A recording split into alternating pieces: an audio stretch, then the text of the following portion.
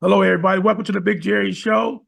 I want you to know we're going to be here at least three times a week. We're going to have different topics we're going to talk about from mental health. I thought that was my daddy, but it's actually my uncle. Just different stuff we're going to talk about it. I almost died for Corona, and I realized I didn't have Corona, I had gonorrhea. So it's a lot of things we're going to touch on. And Jay Wall's favorite subject we're going to talk about is fucking through the smell. So from the back. so I got my two hosts with me from the south side of Chicago, my girl Yada and my GI buddy, but in DC, my two hosts, y'all see us together all the time. So go ahead, Jay Walt. All right, man. We're gonna get the show started. What's up, Kiana? What you drinking? Hey, some apple juice. Okay. Some apple juice. I got you. I need some apple juice too. What's up, Big Jerry? How A you little doing, man? tequila. Oh, slow motion, man. Ready to get this thing started, man. All right, man. We're gonna start off with the first subject, man. All right. In our society today, we're gonna start off with mental health because in our society today, man, mental health is a big issue. So first of all, I want to get your take on mental health issues because I think you said you had an experience with it before. So you go ahead. I'm gonna give you the floor, Big Jerry. Let me know, what you think about the mental health issues today in our society. Oh man, mental health is very serious because our generation immune to it. I hear people say, "Man, I remember my mother used to hit me with a switch." This and that happened. They hit me with an iron. I'm like, nigga, that's abuse. So what happened, the older people, not saying all of them, because I know they be here talking crazy, didn't they didn't talk to you, they talk at you. And they kick your ass, tell you who you wasn't gonna be. They didn't know that little kid was gonna grow up. They're gonna be two things, just like them or against it. And when you start to change the generation curse, that's very, very hard because all your cousins, auntie, they all think the same way. You always think like, I don't want my kids around there because this is normal behavior today. And I hate to bring this up, not saying he should be in jail or not, like R. Kelly. He's a victim of what he been around. That didn't just start with him, but he just the nigga that got locked up. Right. And that's what happens when old things are brought down from the older people, bad behavior, cursing you out. That kid you say it to becomes angry. Mm-hmm. He becomes mad. Then he walk around in life trying to juggle, I love my kids. Then I'm depressed over here because my mother and them don't respect me because they didn't get respected. So they passed down bad behavior to where your kids can't even talk to you. And I knew how that felt. Right. And that's why when I got my twin daughters, Oh, go ahead. Go that's ahead. why I knew. That's why I knew how I felt once I got my twins. I knew I didn't want them to be around when I was around, and I wanted them to always talk to me if it's good or bad. Because sometimes it don't even lead up to mental health. Sometimes the kids need somebody to talk to. Mm-hmm. Somebody, damn, I'm at my worst moment, but I can talk to my daddy. He ain't gonna put me down. He ain't gonna get on the phone, tell her, oh, you're busy. Then you see your cousin. Man, I heard you trying to kill yourself. Now it becomes a joke to them, but inside you like, damn, I have nobody because when you don't have your parents, you have by yourself. And Right. you trying to figure it out. Then you trying to juggle your kid, your daughter, son, so they can be happy, but they don't know you sad inside because you can't talk to your parents. Mm-hmm. And it's crazy when you get out on that road, man, because the wolves out there don't care. Yeah. And your kid needs you. Yeah. Another Yeah. thing too, man, a lot of that is generational. Like their parents did the same thing to them. And then, some people said, it dates back to slavery. Right. But I would say too, man, some of them butt whoopings that we used to get when we was young was pretty much abuse. But we Right. didn't know that back then because we were so young. Yeah. You know what I'm saying? Yeah. Everybody got them. Even when you Oh was a yeah. training. I hate to say this. The older people, and they're going to disagree with me, they became the new slave masters. The white people kicked their ass, so they kicked their kids' ass. So they knew no other way about love, hugging, and I love you, son. I love you, daughter, because they was all mean, mad. Mm-hmm. So what the white man did to them, they do to their kids. And now the kids got to deal with the mental health issue. Some older people don't even care because they never had to care. They issued all the shit out. So if you told your parents, this is how I feel, this is how you make it, they're going to start laughing. This is how you make me feel, because they don't care. They don't care. Everything's a joke to them, but they put that energy out here. And that's why people don't realize when you catch it from your parents, you pass it to your kids. That's them young niggas that shooting everything up because they heartless. They don't give a damn. We didn't have daddy. Them kids that had mama or daddy. So that's why they shoot first. They don't want to talk. They all emotional because they grow up in situations where their parents put them down, and it's crazy. Or their parents was on. Go ahead, drugs. But I was gonna go back and say that yeah, a lot of times, man, you know, our parents and grandparents or whatever looked at that as a sign of discipline and a sign of control. You know what I'm saying? To control us. And right. you know, some of that shit worked today because something like the kids nowadays, man, you got to tell them 2 and 3 times to stop doing whatever they doing, and they don't, you know, and they don't pay attention to it. But if they got ass whoopings like we did back in the day, some of that shit will stop.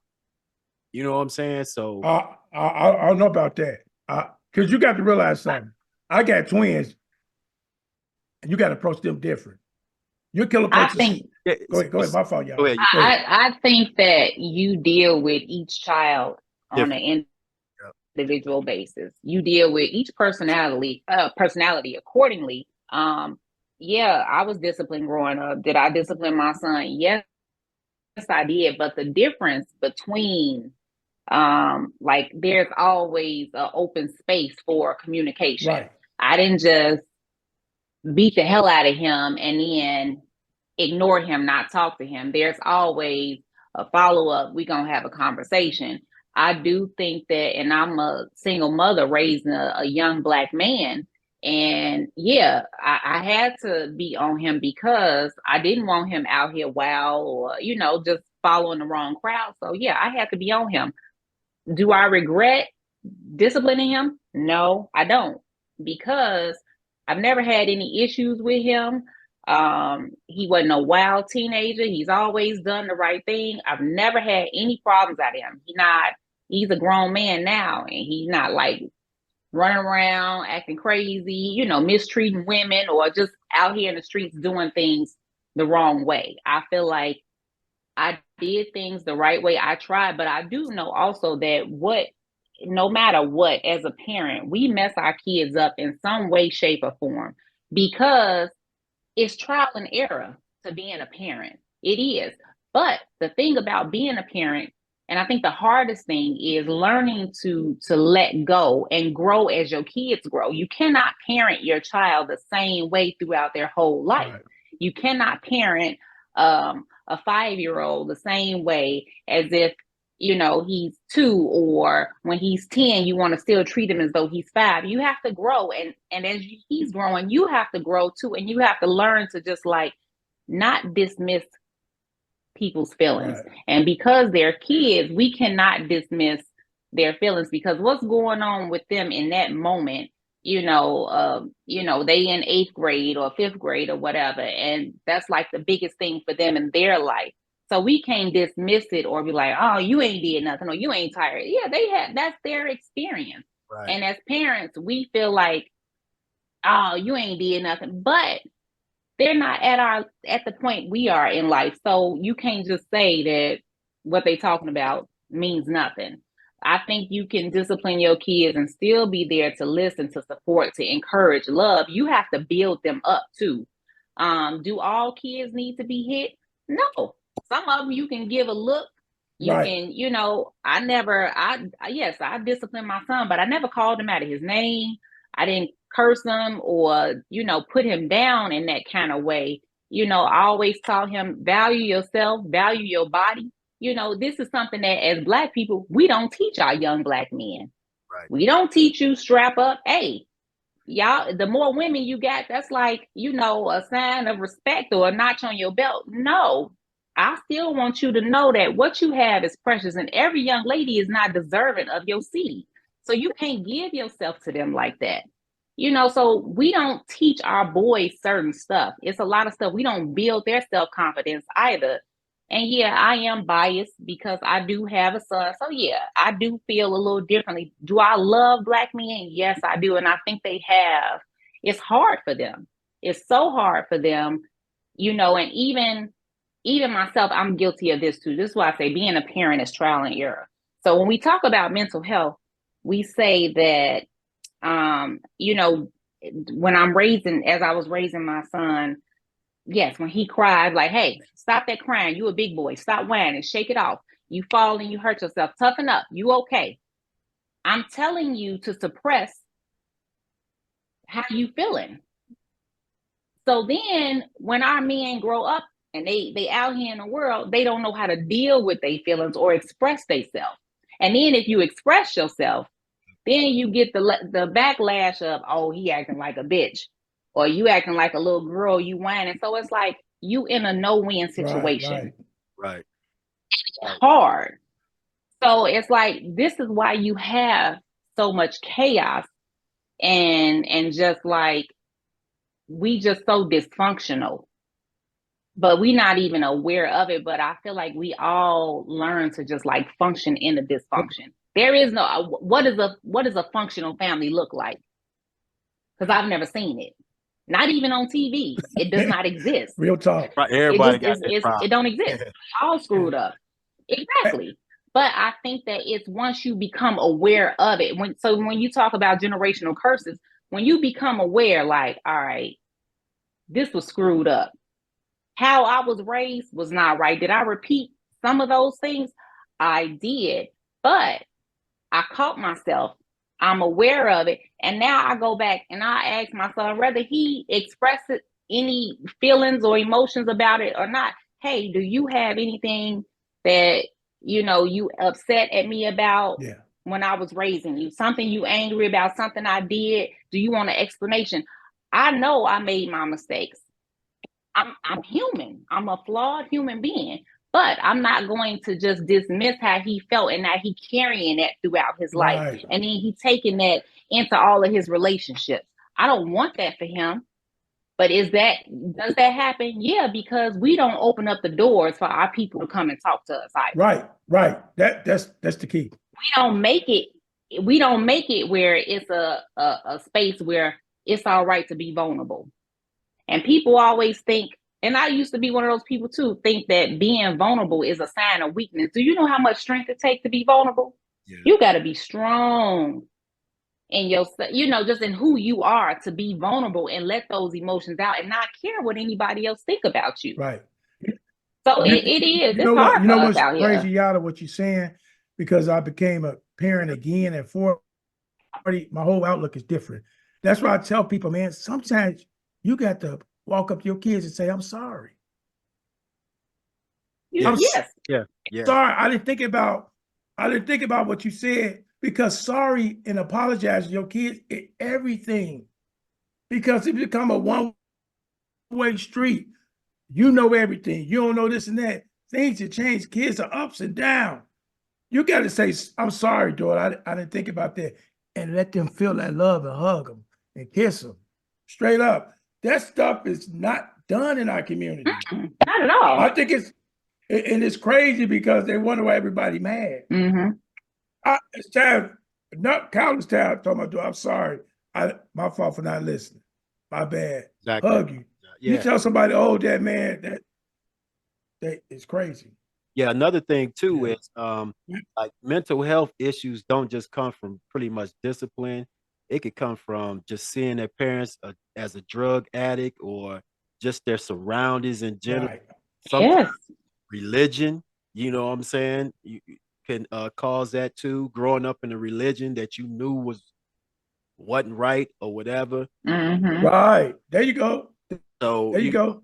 Mental health issues can, they start different places, and so it is. It happens because it's like everything is a form of brainwashing. Exactly. Yeah. The military, school, raising your kids, religion, it's all a form of keeping control.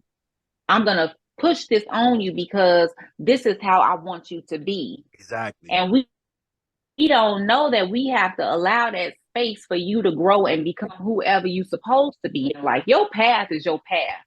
Right. No matter what I do, don't do.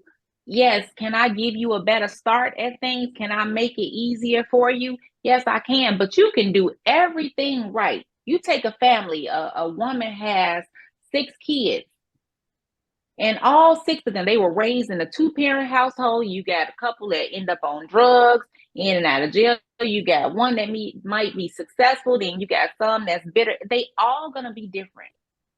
They're all gonna be different. And you can do everything right as a parent, but if that's their path, That that's you're just what totally it right, is. Yada. But I'm gonna tell you something. I've learned something. I know you know this because you got your son. It's something about putting your kid on the path. You can put your kid on the path, but what the mom and daddy got around them. What's around you is hell, because we told those are wolves outside. They ain't got no love for you. But you have a cousin, a family member that's the wolf inside your home. Oh yeah. I think that's the major factor, because you can give your kids the tools, because your son might have love, but he gonna go to school with a nigga that have no love. Them no love people are everywhere. Oh yeah. Telling everybody all the opposite shit. Those the ones who get you. Them fake friends and family members. Because you can have all the tools, but the wolves inside your house, your cousin, your auntie, giving wrong instructions. Damn, you gonna do that, your mama. Yeah. Well, damn, you right, you got a point. Because they find the wrong opposite of you, they find attractive. That's why when people that does the right thing, sad to say, they don't have teammates that do the same thing. True. There's always a motherfucker opposite of you telling the wrong shit, ain't done shit in life. But they tell your son what he need to do. And that's the same motherfucker. In the end, he ain't got no money. He ain't got no social security. He has nothing. That's why now at this age now, I see the ending. I see all the people who wasn't my father. Mm-hmm. So I struggled because I thought my cousins then was cool. None of them niggas was my father. Mm-hmm. I saw a man get up and go to work. Love the Lord. My uncles them totally opposite of them. Put booby traps on you. You say this, hey, y'all son doing this and that. That's the deal. Much as you put your son in the right position, it's the family members that give them the wrong information. True. But if you, that's why I think too, like as a parent, you gotta be that strong force. Right. In your kid's life. And also family gotta know too. So it's like anybody who know me and my family, friends, whatever, you can't penetrate that bond that I have with my son. You can't. Right. There's nothing you can say. You can't come in between what I say. That's it. Yes, I'm raising him to think for himself, but I'm not. You can't come poison him. You can't do that. Right. Because it's like that bond is already there, and it's like if you strong with certain stuff, and we all do it. Oh, everybody want to tell everybody how to raise their kids or whatever, or. But at the end of the day, when you got that relationship with your kids gonna come back and say, "Hey, Daddy, guess what so and so said?" Yep. Hey, Auntie told me this. They gonna come right to you and tell you what's going on. If you don't have that type of open communication and love with your children, where they feel like I can come and tell my mother or my father anything, and I know that they got me. Then yeah, when such and such come and put that mess in their head, they just gonna keep it to themselves, and it's just gonna fester. Real talk. And then it turns into something else. But if they come to you and it's like, all right, I have conversations all the time. It's like, well, you're not better than them, but you're being raised differently.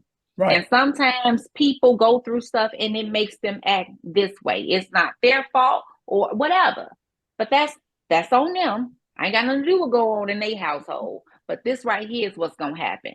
And it's like, look at you, look at your life. and look how you're progressing and going through life, and look at them. Is this the path you want to go on? Right. So it's like you just giving them another perspective, another way to look at things. That's real shit. That's it. That's all you can You got do. me motivated. You Hey, but the thing You about want to have more no, babies? You want no, to have no. more You got me kids? motivated. You got me motivated. You made me want to go sell some cocaine. I'm hey, but the good. thing about it too, another influence too is school though. For Yeah, a lot of kids, yeah. like she said, you can raise your kids under a great roof.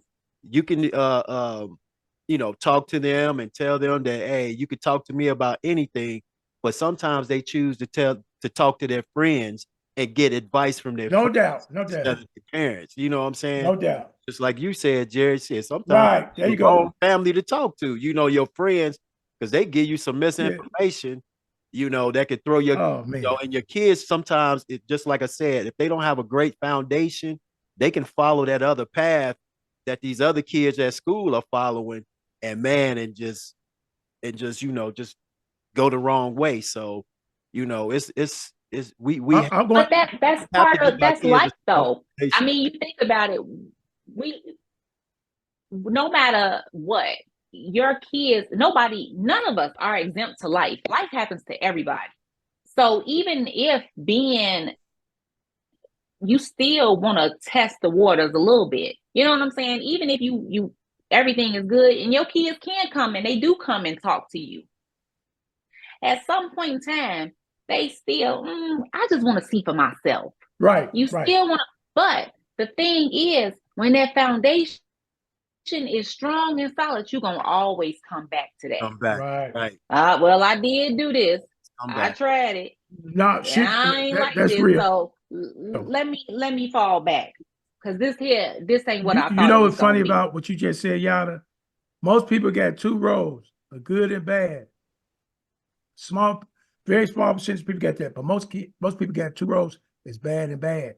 It's bad and bad. See, Yeah. So when they come back to that foundation is shaky sometimes. You know what I'm saying? Good thing that we have, right, solid foundations. But I work with kids now, and sometimes, man, when they try to go back to that foundation that they thought was solid, man, it's shaky, and they don't have those same instructions. You know what I'm saying? Because right. of whatever's going on in the home, drug abuse, or you'd be surprised on what you see coming from some of these parents, man. Some of these kids are Oh, raising their brothers and sisters. You know what I'm saying? And right. Oh yeah, yes, not eating, I know that. like their only meal is at school for breakfast and lunch. You know what I'm saying? So it's hard. It's hard to focus, man, Mhm. sometimes as a kid. Oh, right. I definitely agree with that, but I feel like I said, no matter what, you hear people's stories or whatever, and you hear how, I mean, you could look on TV and you hear these celebrities, entertainers, or whatever, and how they, oh, I came from nothing, or I had this going on, or I grew up this way, but look at me now.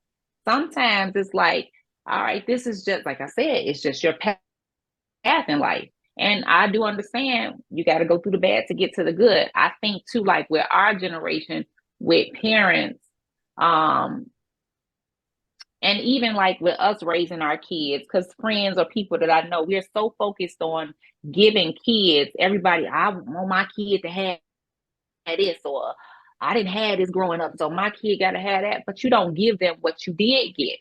So now you are just creating another monster, Mhm. because now it's like you're creating these young people that feel entitled.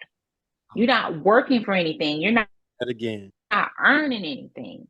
You just want everything given to you, and you don't appreciate anything. I worked when I was in high school. I had a job. I had a side hustle even then. So yes, my son in high school, we had conversations early on. Hey, what's your plans? I need an ABCD, and make sure I'm not one of your options, because I'm not taking care of you for the rest of your life. I'm not. So it's like we have to, that's why I say as parents, you have to learn to pay attention to certain stuff. And once we become aware of what these generational curses is, we don't some of us don't have the strength or motivation. I don't know what it is to change things. Well, I'm all right, so they're gonna be all right too. But we can't always Right. say that because sometimes our children are not us. They not us. You're not us. And we are living the times we live in now. I feel like we are dealing with a weaker society.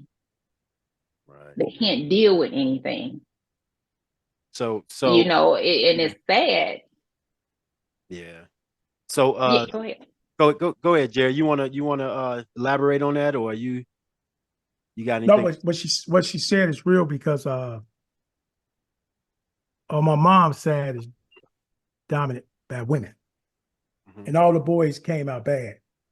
Not saying all the girls came out good, but when you ain't got a man in the house, see, I had my father. I was shooting BB guns, shooting in because he from Alabama, so I got that male get up and work.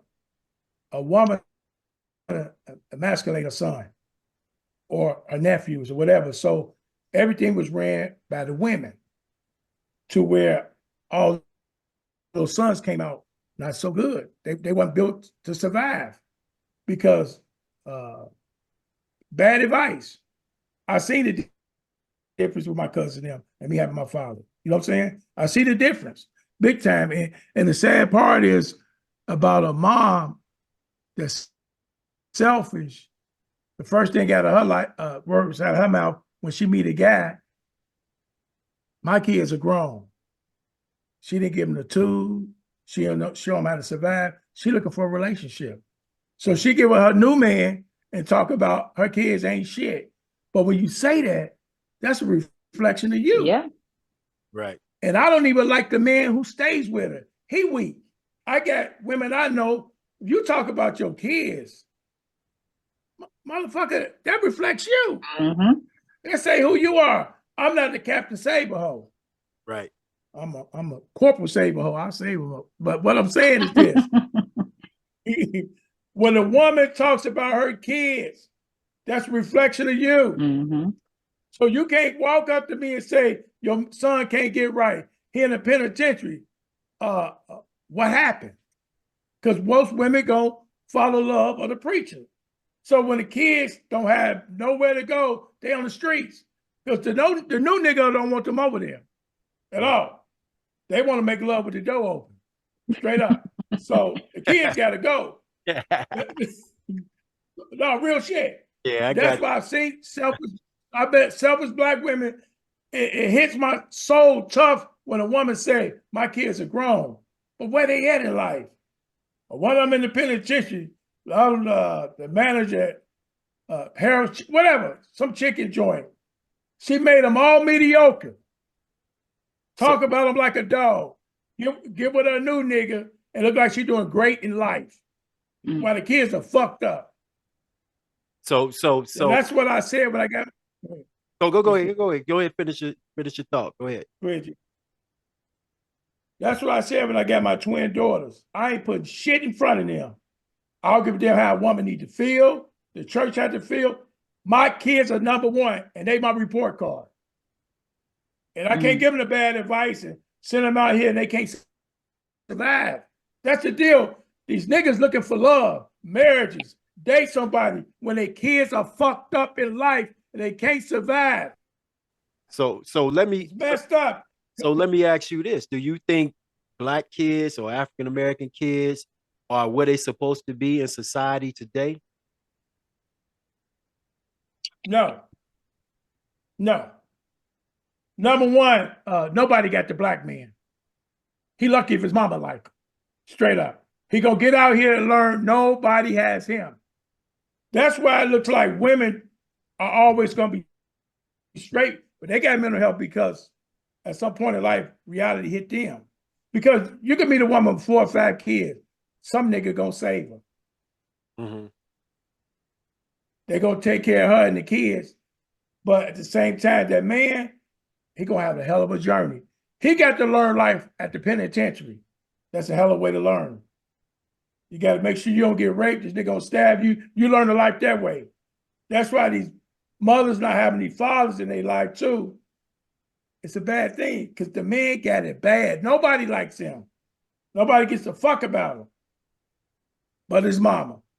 And some niggas that mamas don't give a damn. They looking for love. Fuck my son. I'm in a relationship now. I'm married now. But the black man has nobody. There's two people against the black man. That's another black man and a black woman. I hate to put it that way. So why you think the women got it so easy? Oh, they got it so easy because they got a bargaining tool. You know what that is? No, I don't. Come on, bro. You know what that is. If a woman walking down the street with 5 kids, it's a nigga in a minivan gonna pick her ass up. In a minivan. And have somewhere to stay. Minivan, everybody gonna have their room. It's a whole bunch of niggas to go take. Yeah, it's some brothers out here take care of somebody else's kids before he take care of his. Straight up. That's true. I would agree with that, but also, I'm not gonna say that it's easier being a woman. Yeah, can I say I should never be broke? Yeah, I could say that. But at the same right, that's what I'm talking about. But at the same time, what I have to go through, you know what I'm saying? What the things you have to go through as a woman or as a mother to have your kids taken care of. It's a lot sometimes. You sacrifice and you give a lot. You got to give a whole lot. And sometimes that price you pay, it's like, I'm doing it for the sake of my kids, but what is it doing to you? Right. So it takes away from you. It takes a lot. Y'all, I got to say this. You're an independent thinker. So you got to realize every woman don't think like you. A woman would get with a guy that might not be her type, but his money there. You feel me? Oh, most definitely. He could be cross-eyed. Yes, and in order to be and live comfortably, you will deal with that man. You don't like the way he look, he can't perform in the bed. You will accept and deal with all of that. But still, you're still sacrificing your happiness. You still sacrificing yourself. It's like it ain't we see it in movies. It's like, all right, you sleep with somebody for money or whatever. I gotta buy these Christmas gifts, or I gotta get school clothes, or I need my rent paid, or whatever the case is. And you sleeping with some old ass man or whatever that's gonna take care of your needs or whatever because y'all, y'all, we recording, right? I'm just saying, you telling us our business, we happy to know about that old man. God damn, why? I didn't know it was like that. I'm just saying, things happen out here in the world. All right. But it's like you gotta deal. You doing all of this, but it's like, how do you think a person feel about themselves afterwards? Right. Now, you know what's so funny? There's some women that don't care. Serious, I met them to where it's like, you got the money, you look like Denzel or Drake to them. You think they don't care? Probably at that time because they need the money. Other than that, you doing what you got to do. Doing what you got to take care of your whatever. But y'all, I'm gonna say this about a man and a woman. Some women don't care. I mean, some women out here sleep with anything. But I know with a man, most times you got to look a certain way. But I ain't always got a good track record. I fucked a chick look like High Child for Police Academy. So men don't be caring. But when a woman run out of options, I know you work. You got a hustle game. But women who don't have that, they gonna deal with bullshit. I promise you they will. Deal with it. At some point in time in life, ain't none of us exempt to dealing with bullshit. We all gonna deal with it. It's just how much of it you gonna deal with. That's just like you say they don't care. But I think too, that's just like when you punching a clock and you working for somebody. Yeah. when your kids are young, and I can just speak for myself, how I felt when I was younger raising a kid by myself. Yeah, I'm gonna take this bullshit off these people in this place. Or I'm gonna let this manager dog me out, use me, overwork me, shit on me. But now, where I am in life and how I feel and how I think, fuck this job. Right. That see. If I'm in a different place in my life and I think and feel differently, so now I know that I don't have to deal with, I don't have to take this, I don't have to subject myself to being treated like this. You're totally. So yeah, I get what you're saying. You can't say that a person don't care. It's like I don't have time to worry about. It's like in those moments when you got mouths to feed, Yeah. your feelings in that moment, they don't matter to me. No, you're totally right. Because the things I do today is different than I did yesterday. Exactly. And I told Jay, well, I look at you, what you said truly right. Like now, I can't fuck through the smell. I can't do that. It fuck with my diabetes. So I can't do it. I can't fuck through the smell no more. Straight up. So I understand what you said back then. You just gonna stop, huh? You just gonna stop. Woo, shit, this motherfucker. You just gonna stop, or you gonna take one? It's good. Yeah, I can't do it no more. Oh my God. It fuck my numbers up. I can't do that, man. I don't believe it. I'm good. You can fuck the smell. I can't do it no more.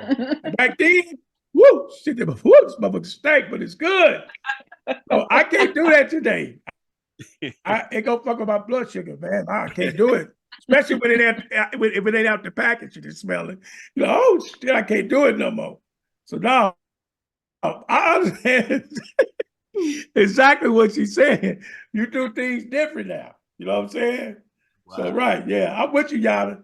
I ain't fucking do the smell no more. I can't do it. Because you don't have to. Yeah, you got money. I ain't got to. You got money. You learned it. that what? Hey, I remember one time it broke my heart because the girl was nice looking. The package went out, but I smelled that. Woo, shit. On some GP shit, I went in the bathroom, wiped my ass to make sure it wasn't me. I'm like, damn it, do my pussy stink? So I had to go in the bathroom, wipe my ass. And when I came back, it was still there. I cried.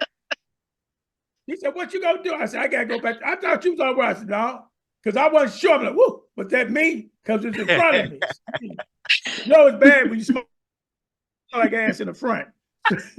So I went in the bathroom, wiped ass. Whoo, then I go back and oh shit, that motherfucker's still out there. So I look at shit different, man. I can't. I straight. I can do everything. I ain't fucking do smell no more. I can't do it. I just can't do it. Fuck my diabetes, man. But you ain't safe, Jay. Well, you always been a real G, and you was the captain. You was the captain of the kickball team. So I know something like that. You'll go get it. You get it. I just can't do it at this stage of life because I know you one of them guys. Man, I don't even smell nothing. Nigga, you don't smell. No, man, I don't smell shit. You know what I'm saying? So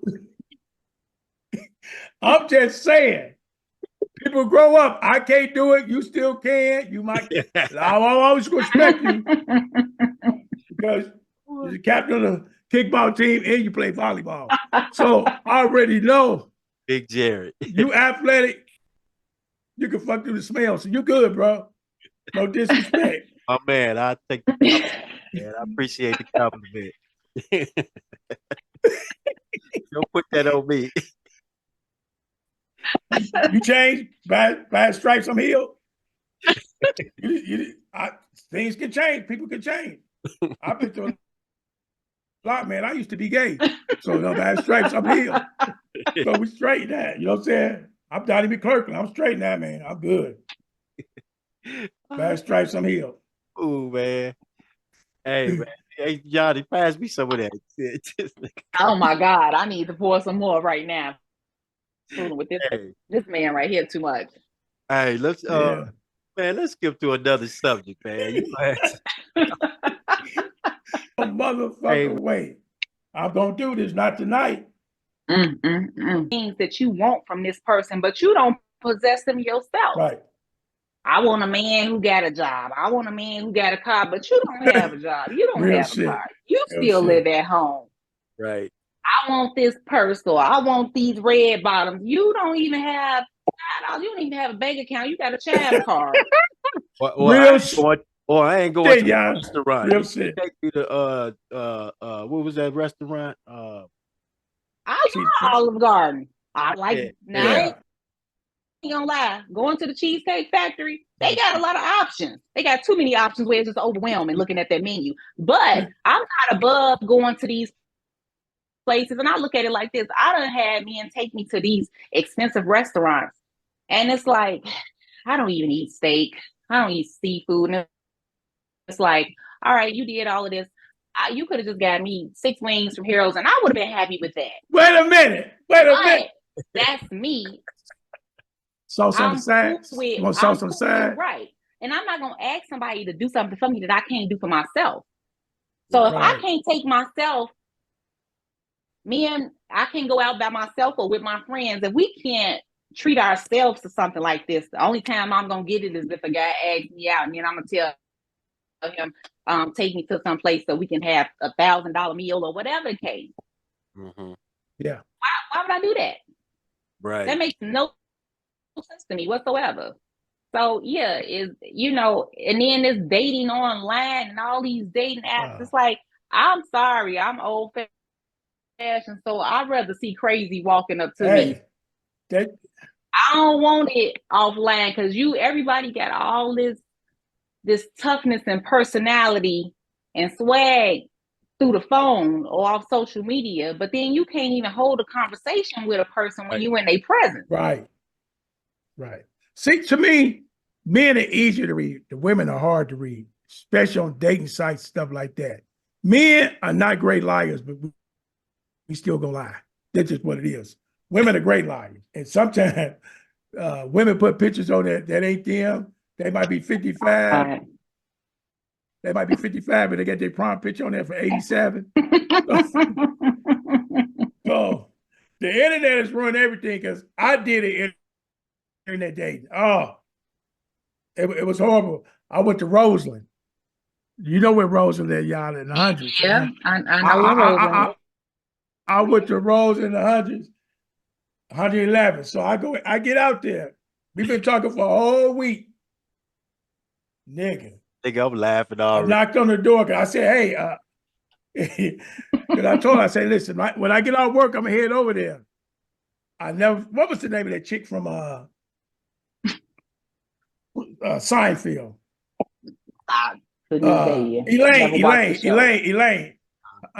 Elaine. So I knock on the door. It's dark as hell. It's right in that area, like Wentworth. It's dark in the motherfucker. So all of a sudden, I knocked on the door. She came to the door. Nigga, that motherfucker about 16. I looked up. The bitch looked like Patrick Ewing. I know disrespect. She looked like Patrick Ewing. I stood there and looked because my head was by her hip. She said, "Are you gonna just stand there? You gonna come in? What?" I'm like, I don't want to come in. I'm scared of the motherfucker. My shit got soft and everything. I said, man, she come in the house. You gonna come in or what?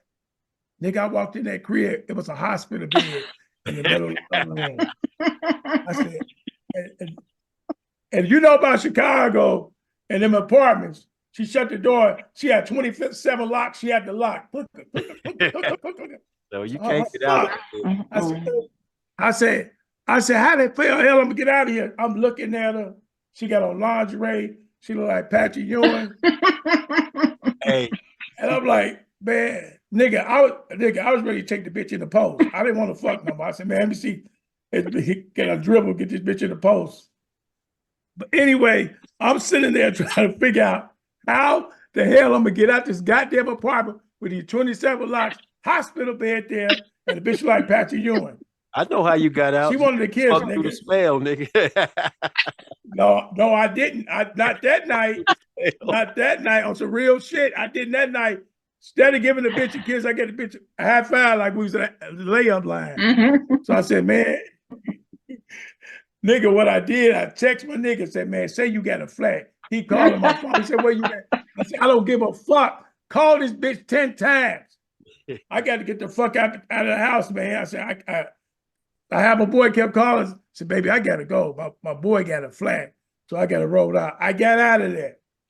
And was wow, I got a nigga, real shit. I got a nigga that went over there. So happy we went down the same water hose. I said, man, how that dating site doing? He said, yeah, it's cool. I went in the hundreds and hit this one chick. I said, what's her name? He said, Elaine. I said, how she look? Oh, man, she was straight. I'm like, oh, hell, motherfucker, no, nigga. He didn't know I had met her, so I didn't even say nothing. But I know him. He'll fuck anything. He'll fuck a wild goat if they hold his head.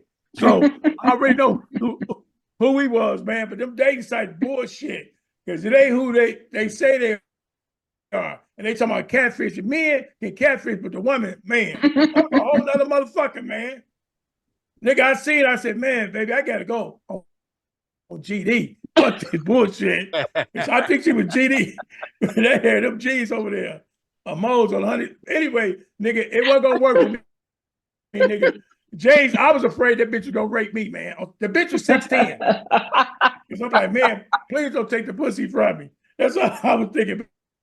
Man, this motherfucker 6'10". I'm 6'4", nigga. I'm looking up. My dick went so far in my underwear, man. I said, man, you better not. I said, I ain't, nigga. We ain't gonna do this tonight. We did some horrible things in life, but not goddamn tonight. I said, we can't do this shit. My shit shriveled up to 11 inches. Man, you shit. Crazy, man. Man. Not tonight. We weren't gonna do this tonight. So that dating site is bullshit, man. Bullshit. My shit shriveled up. Anyway, man, shit, man. Anybody got any parting words, man, before we get out of here? Oh no. Yeah, you them are real. I'll get Paul. Those are real stories, though. Real shit. Yeah. That motherfucker look just like Patrick Ewing, man. That motherfucker's. I said, I can't fight this motherfucker. Man. That was a big motherfucker, man. Her head had to be 6'4". That was big to the motherfucker. I said, man, it was dark with a hospital bed in there. Was anybody in the hospital that bed? Bitch, usually they had no, I didn't want to. Usually I didn't know it was the bed for me. In the living room. Nigga, I'm thinking, I don't want to fuck. I thought I'm good. Because I didn't know what that hospital bed for. I was worried about one of them IV units on there. I knew I was going to be dead then. That's for granted. That's a real story. Company come over, Granny's laying in the living room. Yeah, bed.